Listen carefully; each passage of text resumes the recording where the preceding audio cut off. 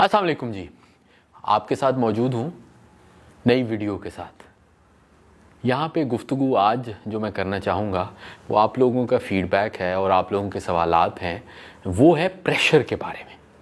आप लोगों में से अक्सर ने मुझसे पूछा है कि ये प्रेशर को हैंडल कैसे किया जाए।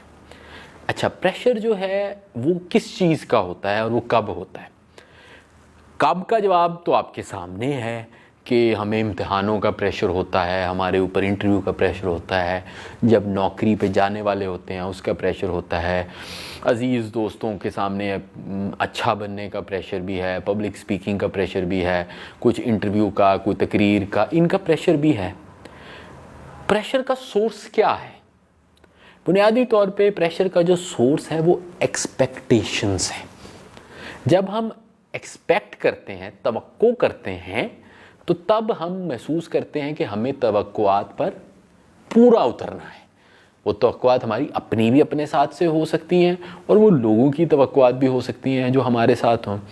आप इस चीज़ से एग्री करेंगे कि अगर अपनी तवक्कुआत पे हों तो थोड़ी सी मायूसी होती है, लेकिन बंदा कपड़े झाड़ के उठता है और बंदा कहता है कि यार मैं अब कुछ और करूँगा।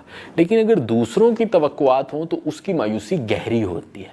इसकी सादी सी मिसाल है, आप अकेले अकेले चल रहे हैं, कोई देखने वाला नहीं है, या अगर देखने वाले हैं भी तो आपको जानते नहीं हैं, तो आप कोई कीचड़ है, बंदा स्लिप हो जाए, कपड़े ख़राब हो जाएं, तो आप इधर उधर देखते हैं यार किसी ने देखा तो नहीं। तो अगर तो किसी ने नहीं देखा फिर तो आप आराम से आ जाते हैं, अगर किसी ने देखा तो थोड़ी देर के लिए बंदा महसूस करता है, लेकिन अगर जानने वालों के सामने हो तो फिर आप ज़्यादा महसूस करते हैं। सो प्रेशर का ताल्लुक है लोगों की एक्सपेक्टेशन से और लोगों के सामने सोशल अप्रूवल से। उसको हैंडल करने का ताल्लुक भी इन्हीं एक्सपेक्टेशंस के साथ है। देखिए, हैंडल आपने प्रेशर को ऐसे करना है कि आपने थोड़ी देर के लिए ये सोचना है कि जो लोगों की एक्सपेक्टेशंस हैं इनको आपने मैनेज कैसे करना है। अब दो किस्म के लोग हैं, एक वो हैं जो उनके साथ आपका डायरेक्ट ताल्लुक उस तरह नहीं है, जानने का ताल्लुक है, दोस्त, दूर के अजीज़ रिश्तेदार, लेकिन जनरली वो आपको अफेक्ट नहीं करते। उनको तो बेहतर यही है कि इस मामले में से अलहदा रखा जाए और आप कहें अच्छा ठीक है ये खुश हैं तो अच्छी बात है, नहीं है तो क्या कर सकते। लेकिन जो आपके करीबी हैं उनके साथ एक्सपेक्टेशन मैनेजमेंट बड़ी ज़रूरी होती है। तो उनको फिर बंदे ने बताना होता है कि यार रियलिस्टिकली मेरे ये चांसेस हैं, तो आप इसको इस हवाले से आगे एक्सपेक्ट करें ताकि कल को वो आपको सपोर्ट करें। और अगर आप छोटे हैं यानी बच्चे हैं मैट्रिक में, तो आपके जो पेरेंट्स हैं उनको चाहिए, ये पेरेंट्स से मुखातिब हूँ, कि वो अपने आप को देखिए कि रियलिस्टिकली क्या होगा ताकि बच्चे पे प्रेशर ना पड़े। अच्छा, उसके बाद प्रेशर को मैनेज करने का तरीका क्या है?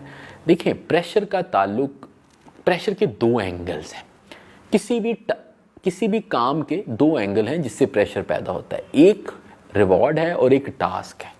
अब मसलन CSS का इंटरव्यू है, अब CSS के इंटरव्यू में इंटरव्यू देना एक टास्क है और इंटरव्यू का रिवॉर्ड जो है CSS में पोजीशन लेना या नॉमिनेशन होना या एलोकेशन होना है। अब होता ये है कि जितना बड़ा रिवॉर्ड ज़्यादा होता है उससे ही प्रेशर ज़्यादा हो जाता है। अगर टास्क मुश्किल हो तो भी प्रेशर ज़्यादा हो जाता है, अगर टास्क भी मुश्किल हो और रिवॉर्ड भी बड़ा हो फिर तो प्रेशर और ज़्यादा हो जाता है। अब रिवॉर्ड जो है सो है, आपके हाथ में टास्क है, तो आपने टास्क को मैनेज करना है। मैं अक्सर लोगों को कहता हूं कि आपने CSS का इम्तिहान पास नहीं करना, आपने जस्ट एक इम्तिहान पास करना है। आपने इंटरव्यू में पोजीशन नहीं लेनी, आपने इंटरव्यू में अपनी बेस्ट परफॉर्मेंस देनी है। आपने पब्लिक स्पीकिंग में ये नहीं करना तकरीर में जाके कि आपने ये साबित करना है कि आपसे अच्छा मुकर्रर कोई नहीं। आपने अपनी सलाहियतों में से मैक्सिमम सलाहियतें देनी है। तो आपने अपना फोकस जो है वो टास्क पे रखना है। और टास्क क्या है? टास्क ये नहीं है कि इम्तिहान में नंबर लेने हैं। टास्क ये है कि आपने फॉर एग्जांपल लॉ का पेपर है तो आपने लॉ के कॉन्सेप्ट्स को एक्सप्लेन करना है। अगर आप अपनी कंसंट्रेशन टास्क की तरफ करेंगे तो आपको प्रेशर फील नहीं होगा, क्योंकि फिर तो इम्तिहान जो है ना आपकी मर्जी का है। मर्जी का इसलिए कि आपको पता है कि इम्तिहान में क्या आएगा, आपको पता है कि जवाब कैसे देने हैं और आपको पता है कि किस जवाब के नंबर आने हैं। अगर आप अपनी तवज्जो इस पे रखेंगे कि रिवॉर्ड या पनिशमेंट क्या है, यानी कि यार इम्तिहान में अगर फेल हो गया तो बड़ी बेइज्जती है, तो अब आपने टास्क को छोड़ दिया है, आपने सिर्फ आउटपुट या आउटकम पे तवज्जो रखी हुई है जो कि रिवॉर्ड की सूरत में। तो आपने नतीजे पे ज़्यादा जोर दिया हुआ है।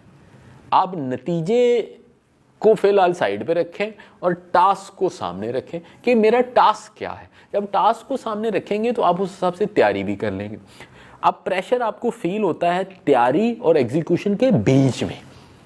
मसलन मैं आपको मिसाल देता हूँ कि अगले जुमे को मैंने एक इंटरव्यू देना है। अब आज और उस इंटरव्यू के बीच में मुझे प्रेशर फील होना है, क्योंकि उस इंटरव्यू के नतीजे में मेरी कहीं सिलेक्शन शायद हो जाए। अब उस सिलेक्शन एक रिवॉर्ड है।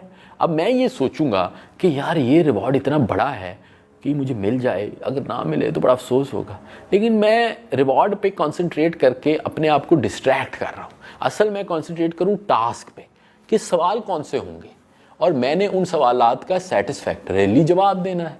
मैं उसकी कोई लिस्ट बनाऊँ, उस पर सोचूँ, उसकी तैयारी करूँ। अगर मैंने उसकी तैयारी की हो और मैंने सिर्फ ये सोचा हो कि ये मैंने टास्क अच्छे तरीके से करना है, तो मैं प्रेशर भी महसूस नहीं करूँगा। और प्रेशर का ना महसूस करना वही कॉन्फिडेंस लेकर आता है। सो आपके जहन में सिर्फ ये होना चाहिए कि ये जो आधा घंटा है, इस आधे घंटे में मैंने अपनी बेस्ट परफॉर्मेंस देनी है। नतीजा तो जो होगा सो होगा। आप इस पे गौर कीजिए, टास्क पे कंसंट्रेट कीजिए, बाकी रिज़ल्ट जो है वो आप किस्मत पे छोड़ दीजिए। और अगर आपकी टास्क अच्छी होगी तो आपका रिज़ल्ट इंशाल्लाह अच्छा ही आएगा। अपना ख्याल रखिए। Thank you very much.